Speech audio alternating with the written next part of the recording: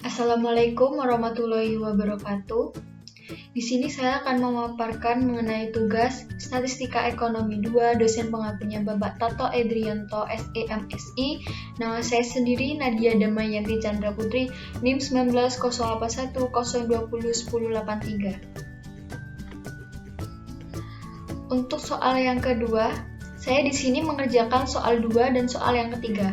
Soal yang kedua, Biro Konsultan ingin mengetahui potensial menghasilkan laba perusahaan di suatu industri berdasarkan faktor-faktor yang mempengaruhinya. Dari kajian teori diketahui jumlah pegawai, dividen yang dibagikan, dan persediaan awal serta besarannya DER diduga berpengaruh terhadap pencapaian laba di industri tersebut. Di data sampel dapat diminta A. Menentukan persamaan model regresi beserta interpretasi modelnya. B. Apabila perusahaan mempekerjakan 220 pegawai, membayar dividen 64, dan mempunyai persediaan awal 1.500 serta besarnya DER menengah, berapa nilai prediksi laba yang diperoleh perusahaan dalam industri tersebut? Yang C. Lakukan uji hipotesis simultan untuk menentukan ada tidaknya koefisien regresi yang berbeda dari 0. Yang D. Lakukan uji hipotesa parsialnya. Apakah Anda berpikir untuk menghapus salah satu variabel bebasnya? Yang E. Berapa koefisien determinan? Apa artinya? Jika simpulannya menghapus salah satu variabel bebasnya, lakukan analisis lagi tanpa variabel yang dihapus. Baik. Ini adalah data sampel mengenai kinerja industri seperti di samping ini. Firma DAS nomor 1 sampai 16 adalah laba dengan variabel Y, pegawai dengan X1, dividen X2, persamaan awal X3, skala perusahaan X4, DER-nya X5. Dapat dilihat seperti ada di slideshow. Kemudian masuk kepada pembahasan. Yang pertama, persamaan model regresi dan interpretasi model. Di sini terdapat tabel koefisien, di mana ada masing-masing kolom, yaitu untuk yang pertama model, yaitu isinya seperti yang ada di tabel soal awal, ada pegawai, dividen, persediaan awal. Dummy ini adalah dummy variabel, karena di situ dummy variabelnya menggunakan tingkatan skala besar kecil. Di sini menggunakan dummy variabel. Untuk menentukan model terlebih dahulu, kita mengambil variabel dummy-nya, yaitu K-1. Jadi untuk dummy variabel, DER-nya mengambil DER besar dan menengah. Dari data tersebut dapat diketahui model regresinya yaitu Y sama dengan A plus beta 1 dikali dengan X1 ditambah dengan beta 2 dikali X2 ditambah beta 3 dikali X3 ditambah beta 4 dikali D4 ditambah beta 5 dikali D5.1 ditambah B5 dikali D5.2 ditambah E1. Jadi Y sama dengan seperti pada di gambar ini. Kemudian untuk interpretasi modelnya sendiri, dari model tersebut diketahui bahwa nilai koefisien regresi dari pegawai, persediaan awal, dan skala perusahaan besar yang menunjukkan hubungan antara laba perusahaan dengan jumlah pegawai, persediaan awal, dan skala perusahaan besar sudah sejalan. Yang artinya ketika jumlah pegawai, persediaan awal, dan skala perusahaan besar meningkat, maka laba perusahaan cenderung meningkat, dan ketika jumlah pegawai dan persediaan awal serta skala perusahaan besar turun, maka laba perusahaan cenderung turun. Yang ke B, jika perusahaan mempekerjakan 220 pegawai, membayar dividen 64 dan mempunyai persediaan awal 1.500 serta besarannya DER menengah, maka nilai persediaan laba yang diperoleh perusahaan dalam industri tersebut adalah seperti pada slideshow ini ya, Y sama dengan 2406,568 ditambah 2619 dikali 220 ditambah minus 2273 kali 64 ditambah 0,232 dikali 1500 ditambah 231,143 dikali 0 ditambah minus 1649,509 kali 0 ditambah 989,304 kali 1. Kemudian hasilnya menjadi 4.174,8. Maka nilai prediksi laba yang diperoleh perusahaan dalam industri tersebut dengan mempekerjakan 220 pegawai, membayar dividen 64 dan mempunyai berjalan awal 1.500 adalah sebesar yang C, yaitu uji hipotesis simultan untuk menentukan ada tidaknya koefisien regresi yang berada dari 0 adalah untuk langkah yang pertama menentukan hipotesisnya terlebih dahulu, yaitu H0 sama dengan tidak terdapat pengaruh, H1 ada pengaruh, dengan maksudnya itu ada pengaruh atau tidak ada pengaruh itu terhadap persediaan awal, pegawai, dividen skala perusahaan besar, DER perusahaan besar, dan DER perusahaan menengah secara simultan berpengaruh terhadap laba perusahaan. Kemudian untuk langkah yang kedua itu menentukan taraf signifikan dengan nilai yang biasa digunakan adalah alfa sama dengan 5% atau 0,05. Kemudian untuk langkah ketiga mencari F hitung, yaitu dengan menggunakan aplikasi SPSS dengan seperti pada tabel di sini, di mana diketahui shift-nya itu 0,01. Jadi untuk mencari F tabel sama dengan K titik koma N min K, F tabel sama dengan 6,16 min 6, F tabelnya jadinya 3,22. Di sini ada keterangan untuk K sendiri itu adalah jumlah variabel independen. Kemudian untuk N sendiri itu jumlah sampel penelitiannya. Selanjutnya langkah yang kelima yaitu kriteria pengujian. Yaitu kriterianya yang pertama, jika nilai F hitung lebih kecil dari F tabel, maka H0-nya itu diterima, H1-nya itu ditolak. Apabila jika nilai F hitungnya lebih besar dari F tabel, maka H0-nya ditolak, H1-nya diterima.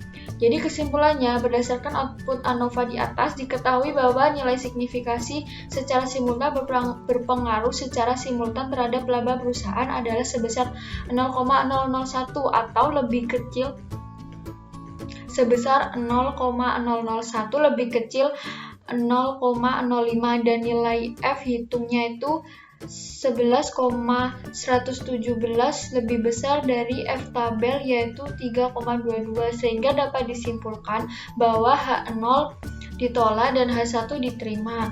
Ada pengaruh antara persediaan awal, pegawai, dividen, dan skala perusahaan besar secara simultan berpengaruh terhadap perusahaan. Kemudian untuk yang D, lakukan uji hipotesa parsialnya, apakah berpikir untuk menghapus salah satu variabel bebasnya. Kemudian untuk yang langkah pertama, mencari hipotesis terlebih dahulu. Untuk yang pertama, H1 mempengaruhi pegawai atau X1 terhadap laba yaitu Y, H2 berpengaruh dividen dalam kurung X2 terhadap laba yaitu Y, H3 berpengaruh persediaan awal dalam kurung S3 terhadap laba yaitu Y, H4 berpengaruh dami skala perusahaan besar dalam kurung D4 terhadap laba Y, H5 berpengaruh dami DER besar dalam kurung D5 terhadap laba Y, H6 ada pengaruh dami DER menengah D6 terhadap laba Y. Yang kedua, melakukan uji T parsial dalam analisa regresi.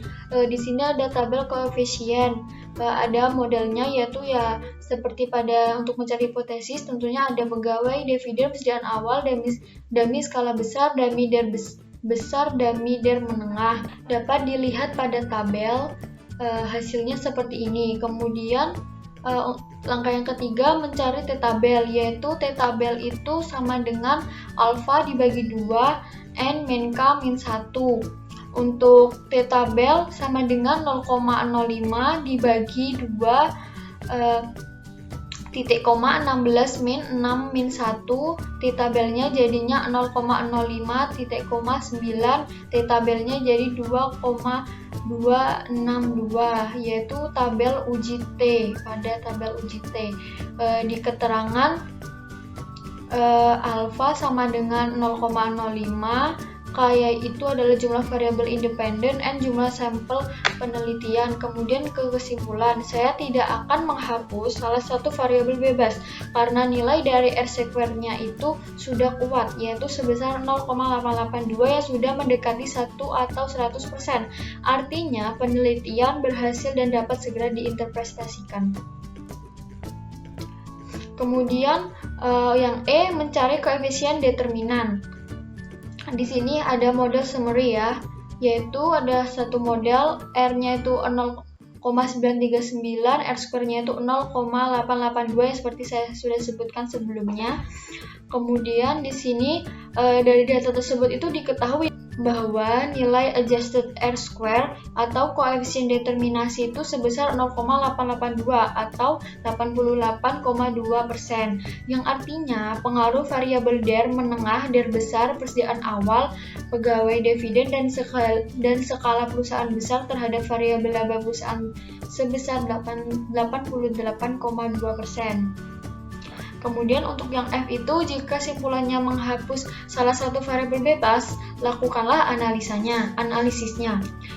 Pada simpulan saya tidak menghapus variabel bebas karena nilai dari R-square-nya itu sudah kuat yang sebesar 0,882 yang sudah mendekati 1 atau 100%. Artinya penelitian berhasil dan dapat segera diinterpretasikan. Hal tersebut juga sudah menunjukkan bahwa pengaruh variabel DER menengah, DER besar, persediaan awal, pegawai, dividen, dan skala perusahaan besar terhadap variabel laba perusahaan sebesar 88,2%, yang artinya sudah memiliki hubungan yang kuat. Kemudian ke soal yang nomor 3. Mahasiswa suatu mata kuliah pemasaran menilai pengajaran dosennya sebagai peringkat 1 sangat baik, 2 baik, 3 cukup, 4 buruk. Asisten mata kuliah mengumpulkan hasil penilaian tersebut dan berjanji akan memberitahu dosen setelah nilai akhir mahasiswa diumumkan. Peringkat yang diberikan mahasiswa dicocokkan dengan nilai akhir yang mereka peroleh. Logikanya, mahasiswa yang menganggap pengajaran dosen tersebut sangat baik akan memperoleh nilai yang lebih baik dengan temannya yang menilai buruk. Sampel dari setiap peringkat nilai dikumpulkan dengan hasil sebagai berikut. Untuk peringkat 1, 94, 90, 85, 80, peringkat 2, 75, 68, 77, 83, 88, peringkat 3, 70, 73, 6, 76, 78, 80, 68, 65, peringkat 4, 68, 70, 72, 65, 74, 65. Dengan data sampel di atas, apakah terdapat perbedaan nilai rata-rata pada keempat kelompok tersebut? Gunakan taraf nyatanya itu 0,01. Langsung kepada pembahasan. Untuk tahap pengujian hipotesa itu, langkah yang pertama yaitu hipotesa H0 yaitu X1 sama dengan X2 sama dengan X3 sama dengan X4, atau tidak ada perbedaan nilai antara keempat kelompok, atau H1.2 X1 tidak sama dengan X2 tidak sama dengan X3 tidak sama dengan X4.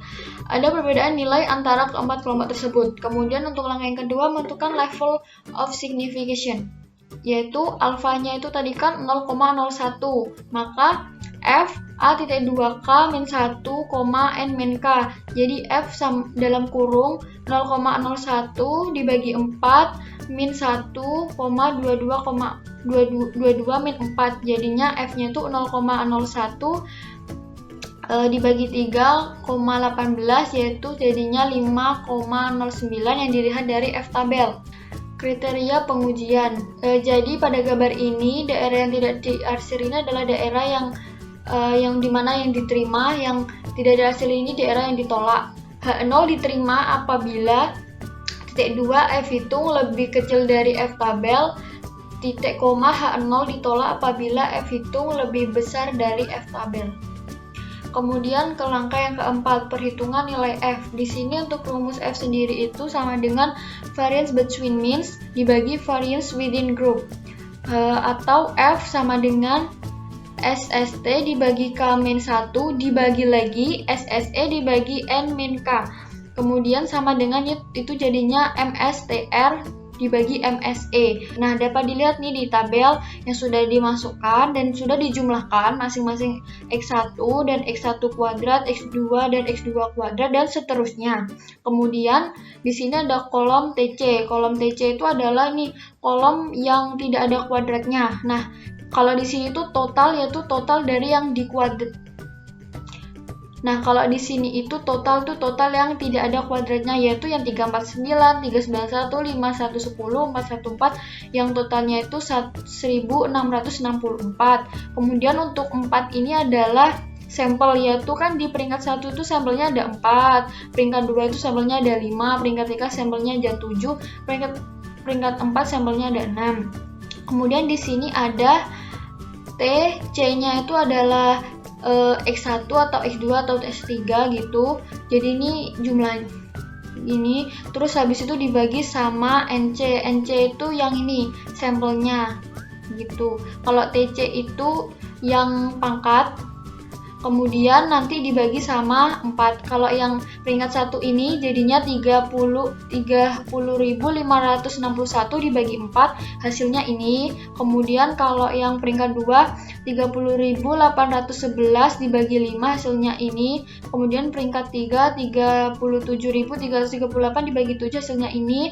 Kemudian yang peringkat 4 28.634 dibagi 6, hasilnya ini. Ini jumlahnya. Kemudian untuk mencari ini sigma X, jadi itu jumlahnya yaitu jumlah X dulu yaitu 349, kemudian dikuadratkan, jadi hasilnya nggak akan ini. Kemudian habis itu dibagi sama N. N itu adalah jumlah keseluruhannya, jadi hasilnya itu ini.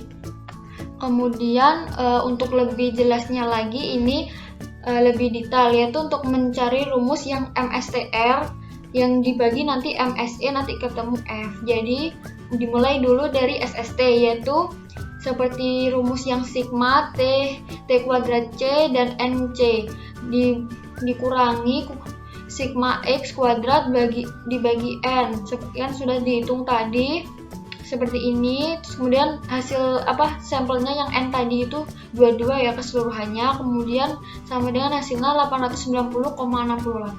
Kemudian setelah SST dapat, kemudian mencari SSE dengan rumus seperti ini, kurang lebih sama, hanya saja kalau di sini itu ini nggak dibagi N dan ini tuh kan di belakang, ini di depan. Kemudian seperti ini dikurangi, hasilnya itu jadinya sebesar 126.453,32. Kemudian untuk SS totalnya itu yaitu dari SST plus SSE, yaitu jadinya 890,68 ditambah sama 1.206.453,32 dengan hasilnya menjadi 127.344,00.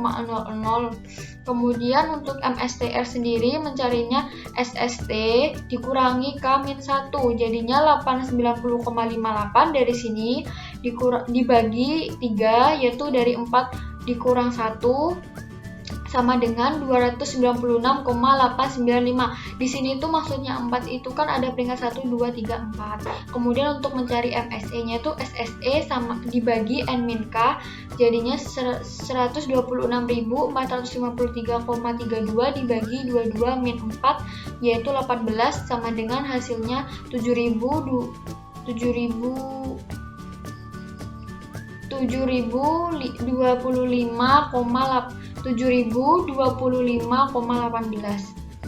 Jadi, untuk perhitungan nilai F dari perhitungan di atas atau sebelumnya diringkas dalam tabel Nova sebagai berikut, yaitu ada sumber keragaman antar perlakuan, kesalahan dalam perlakuan, yaitu ada jumlah kuadrat, derajat bebas, kuadrat tengah, yaitu yang dari SST tadi 68, SSE 594,41, jadi totalnya itu 1485,09. Derajat bebasnya itu K-1 atau 4-13, N-K yaitu 22-4 18. Kemudian untuk SST tadi kan untuk MSTR tadi kan udah ketemu ya, yang sebesarnya ini, MSE juga sudah ini. Kemudian maka besar F hitung, F sama dengan seperti rumus yang tadi, tinggal memasukkan ya yang ini dibagi ini, hasilnya 0,04226.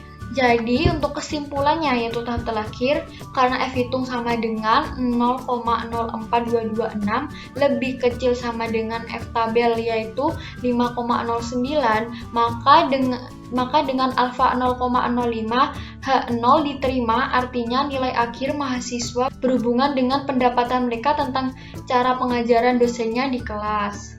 Terima kasih. Mohon maaf apabila ada salah-salah kata, mohon dimaafkan. Wassalamualaikum warahmatullahi wabarakatuh.